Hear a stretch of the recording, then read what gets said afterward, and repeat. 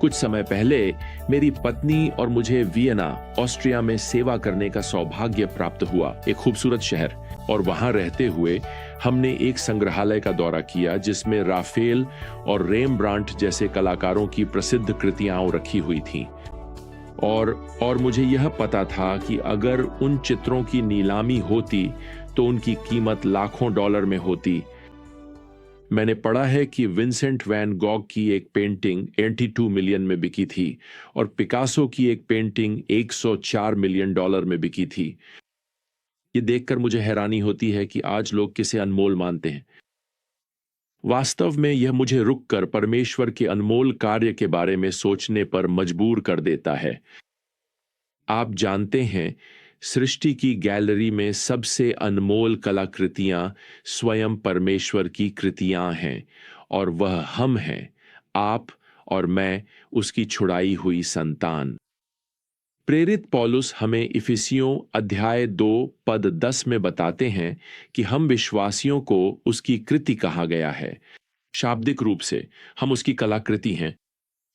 अब यूं कहें तो रंग अभी पूरी तरह सूखा नहीं है, हम अभी भी निर्माण की प्रक्रिया में हैं और हम उस दिन की प्रतीक्षा कर रहे हैं जब महान कलाकार हमारे जीवन में अपनी अंतिम छाप लगाएगा, हमें महिमा मंडित करेगा और हमें सिद्ध करेगा जब हम उसे आमने सामने देखेंगे। मुझे रोमियो का अध्याय 16 वैसे अनुग्रह की एक गैलरी के रूप में देखना पसंद है। ये सब उत्कृष्ट कृतियां हैं। ये वे लोग हैं जिन्होंने प्रेरित पौलुस के जीवन और सेवकाई को प्रोत्साहित किया और ये हमारे लिए यूं कहें तो विशेष रूप से उल्लेखनीय हैं। पौलुस यहां इस अंतिम अध्याय को समाप्त करते हुए लगभग 30 लोगों को अभिवादन भेज रहे हैं। अब जैसे ही हम अध्याय 16 में वापस आते हैं, पौलुस उन मसीहियों की ओर से अभिवादन भेजना शुरू करते हैं जो उनके साथ कुरिन्थुस में हैं, जहां से वह यह पत्र लिख रहे हैं। पौलुस सबसे पहले एक युवक का उल्लेख करते हैं जिसका नाम तीमुथियुस है। वह यहाँ पद 21 की शुरुआत में लिखते हैं, मेरा सहकर्मी तीमुथियुस तुम्हें नमस्कार कहता है। अब तीमुथियुस पौलुस के सबसे करीब था, शायद किसी और से भी ज्यादा। पौलुस ने इस युवक को शिष्य बनाने में अपना जीवन समर्पित कर दिया है, जो आगे चलकर कई कलीसियाओं का पास्टर बनेगा, जिनमें प्रसिद्ध इफिसुस की कलीसिया भी शामिल है। तीमुथियुस मिश्रित विवाह से उत्पन्न हुआ था। उसके पिता एक अविश्वासी यूनानी थे और उसकी माता एक विश्वास योग्य यहूदी महिला थीं। हमें कभी ठीक ठीक नहीं बताया गया कि तीमुथियुस कब विश्वासी बना, लेकिन प्रेरितों के काम की पुस्तक में दिए गए संकेतों से हम यह समझ सकते हैं कि तीमुथियुस उसकी मां यूनीके और उसकी दादी लॉइस के साथ पौलुस की पहली मिशनरी यात्रा के दौरान तीमुथियुस के गृहनगर लुस्त्रा में मसीह के पास आए थे। अब यूनीके और लोइस पहले से ही विश्वास योग्य यहूदी थीं और उन्होंने तीमुथियुस को पुराने नियम की शास्त्रों में अच्छी तरह से स्थापित किया था। 2 तीमुथियुस अध्याय 1 और साथ ही अध्याय 3 हमें यह बताता है। तो जब पौलुस अपनी मिशनरी यात्रा पर वहां पहुंचे और यह समाचार सुनाया कि यीशु ने मसीहाई भविष्यवाणियों को पूरा किया है, तो उन्होंने यीशु को अपना मसीहा मान लिया। और मैं आपको बता दूं, घर में एक धर्मी पिता की अनुपस्थिति ने परमेश्वर के कार्य को उस छोटे बच्चे तीमुथियुस के हृदय में सीमित नहीं किया। हम अक्सर भूल जाते हैं कि परमेश्वर की अनुग्रह का कार्य आनुवंशिकी पर निर्भर नहीं करता। आध्यात्मिकता कभी भी विरासत में नहीं मिलती। हाँ, बच्चों का पालन पोषण धर्मी माता पिता द्वारा किया जाना चाहिए, लेकिन परमेश्वर किसी की विरासत पर निर्भर नहीं करता। अब यदि आपके पास एक धर्मी विरासत है तो उसे हल्के में न लें, उसका लाभ उठाएं, उसे सीखें। वास्तव में उसी के कारण अपनी आत्मिक यात्रा में और आगे बढ़ें। लेकिन यदि आपके पास धर्मी विरासत नहीं थी तो निराश न हों। परमेश्वर आपके पारिवारिक इतिहास से बाधित नहीं होते। तीमुथियुस का जन्म एक विश्वासी मां और अविश्वासी पिता से हुआ था, फिर भी वह परमेश्वर के अनुग्रह की एक उत्कृष्ट कृति बन गया। अब इसी के साथ पौलुस यहां पद 21 में लिखते हैं, तीमुथियुस मेरा सहकर्मी तुम्हें नमस्कार करता है और लूशियुस यासोन और सोसिपातर मेरा कुटुंबी भी। अब लूशियुस प्रेरितों के काम की पुस्तक में तब प्रकट हुए जब अंताकिया की कलीसिया के अगुओं का उल्लेख किया गया है। वह उस नगर में प्रारंभिक कलीसिया के विश्वास योग्य शिक्षकों में से एक बन गया था। उस कलीसिया का नेतृत्व स्पष्ट रूप से 5 पुरुषों की एक प्राचीनों की टीम द्वारा किया जाता था।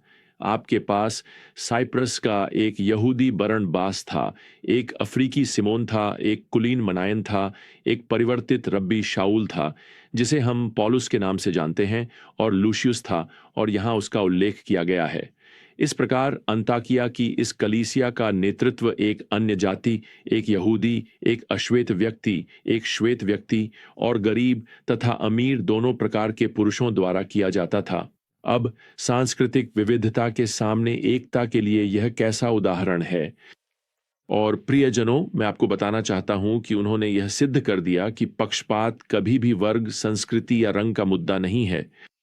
पक्षपात चरित्र की समस्या है, और जब हमारा चरित्र यीशु द्वारा परिवर्तित हो जाता है तो पक्षपात के पास हमारे दिलों में रहने की कोई जगह नहीं बचती। खैर, अब यहां 3 पुरुषों की इस सूची में अगला नाम है जैसन। वह प्रेरितों के काम अध्याय 17 में एक काफी नाटकीय घटना में प्रकट होता है। थिस्सलुनीका में एक भीड़ ने दंगा किया और वे पौलुस को खोजते हुए जैसन के घर आ गए, और जैसन को अधिकारियों के सामने घसीट कर ले जाया गया। उस पर अपराधियों को शरण देने का आरोप लगाया गया। आखिरकार वह जमानत भरने के बाद रिहा कर दिया गया। यह सब कहने का मतलब है कि जैसन ने सुसमाचार के लिए अपनी जान जोखिम में डाल दी, और अब पौलुस उसे व्यक्तिगत अभिवादन भेज रहा है। खैर, इस सूची में अंतिम व्यक्ति का नाम सोसिपात्र है। प्रेरितों के काम अध्याय 20 पद 4 में उसका नाम संक्षिप्त होकर सोपातर या सोपातर हो गया है। उसकी पहचान एक बेरियन के रूप में की गई है। वह प्रेरितों के काम अध्याय 17 में उन बेरियों में से एक था जिन्होंने पौलुस का प्रचार सुना और फिर जो कुछ पौलुस ने प्रचार किया उसकी तुलना शास्त्रों से की, और फिर वह मसीह में विश्वास ले आया। खैर, अब इसके साथ ही हम पद 22 पर पहुंचते हैं, जहां सच कहें तो हमें यह पढ़कर थोड़ी हैरानी होती है। मैं तरतियुस, जिसने यह पत्र लिखा है, प्रभु में तुम्हें नमस्कार करता हूं। अक्सर हम कहते हैं कि रोमियो की पुस्तक पौलुस ने लिखी थी, लेकिन पौलुस वास्तव में खुद लिख नहीं रहा था। वह बोलकर लिखवा रहा था और तरतियुस उसे लिख रहा था। कुछ बाइबल विद्वानों का मानना है कि पौलुस को आंखों की बीमारी थी, जो उसकी देह में कांटा थी, जिससे उसकी दृष्टि प्रभावित थी, और इसलिए उसे एक प्रकार के सचिव की आवश्यकता थी। लेकिन तरतियुस के लिए यह कितना बड़ा सौभाग्य था कि वह इसे लिख सका, और अब पौलुस ने उसे रोम की कलीसिया को अपनी व्यक्तिगत शुभकामना जोड़ने की अनुमति दी। अब मैं यह बताना चाहता हूं कि तरतियुस नाम वास्तव में कोई उचित नाम नहीं है। यह एक संख्या है। इसका अर्थ है 3। रोमनों के घरों में सेवकों को आमतौर पर एक संख्या से जाना जाता था, जो घर में उनकी रैंक को दर्शाती थी। मुख्य सेवक का नाम प्राइमस होता था, यानी नंबर 1, उसके बाद का सेकुंडस यानी दूसरा, और इसी तरह आगे।